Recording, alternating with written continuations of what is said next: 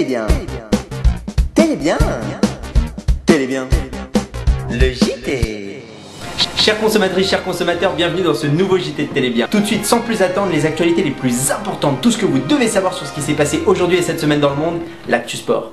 Football, vous avez été plus de 30 millions de consommateurs à suivre cette folle journée de match de joueurs de pied qui jouent avec une balle. Tout de suite, le résumé du match qui a opposé la première équipe de joueurs de pied du classement, celle qui porte un maillot Nike, à la deuxième équipe de joueurs de pied du classement, celle qui porte un maillot Adidas. Ce qu'on doit retenir de ce match incroyable, c'est qu'à la 73e minute, le joueur de pied qui gagne 86 millions d'euros a frappé très fort avec son pied dans la balle qui a rebondi sur le poteau en fer de celui qui a le droit d'utiliser les mains et qui gagne 44 millions d'euros. Résultat final 0-0. Passionnant, hein, n'est-ce pas Ophélie? Ah oui.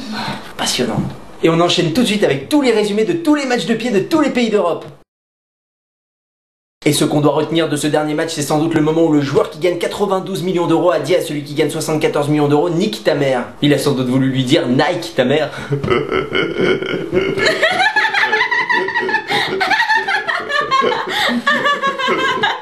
Et on enchaîne tout de suite avec le reste de l'actualité secondaire, moins importante, la politique. Bah oui, on est obligé, il y a encore des gens qui s'intéressent à ça. Je sais.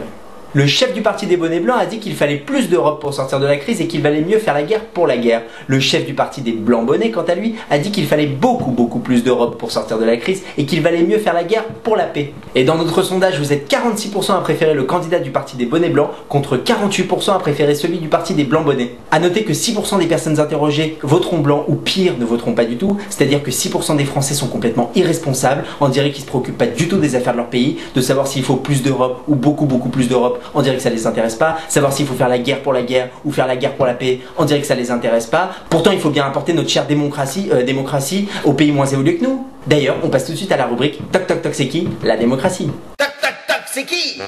La démocratie.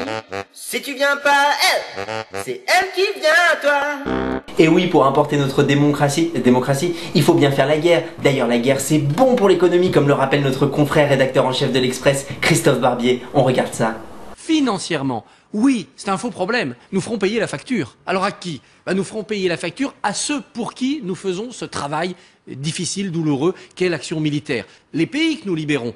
La Libye, la Côte d'Ivoire, ce sont des pays qui ont des ressources. Eh bien, ces pays nous rembourseront en avantage, notamment en matières premières, en énergie par exemple. Ils pourront aussi nous acheter des matériels militaires. On arrivera peut-être à vendre quelques rafales un jour. Et puis il y a enfin quelque chose qui ne se quantifie pas. Et c'est ce qu'on appelle le rétex, le retour d'expérience. Nous allons, sans être cyniques, améliorer nos matériels, améliorer nos méthodes avec l'expérience retirée de ces conflits. Ça nous permettra d'être encore plus compétitifs sur ce marché. Là aussi, sans être cynique, c'est un marché réel qui est la vente des armes. Exactement, Cricri, bravo. J'adore Christophe, il me fait trop rire. Oui. Il vient souvent aux soirées. Une fois, il est venu habillé en femme. Il a double. Chut, ta gueule.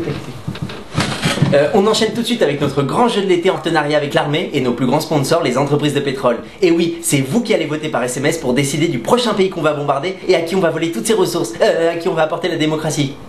Alors à vos téléphones portables, notre ordinateur va choisir au hasard les 4 pays pour lesquels vous allez pouvoir voter. Alors c'est complètement aléatoire, hein. Et voilà, l'ordinateur aléatoire de l'OTAN a choisi 4 pays au hasard. Alors vous envoyez vos SMS au 666, vous envoyez 1 pour qu'on bombarde la Syrie, 2 pour l'Iran, 3 pour qu'on bombarde la Chine, 4 pour qu'on bombarde la Russie, ou alors 5 pour qu'on bombarde tous les 4 en même temps et qu'on puisse faire une belle 3e guerre mondiale qui résoudra tous les problèmes économiques et que sur les ruines des nations, on puisse installer un nouvel ordre mondial qui contrôlera bien tout le monde. Et ceux qui voteront 5 se verront offrir par nos partenaires un plein d'essence. Et voilà, ce JT de Télébien touche à sa fin. On va prendre une question SMS d'un téléspectateur pour finir. Alors, à quoi sert la pute à côté de toi? Parle de moi.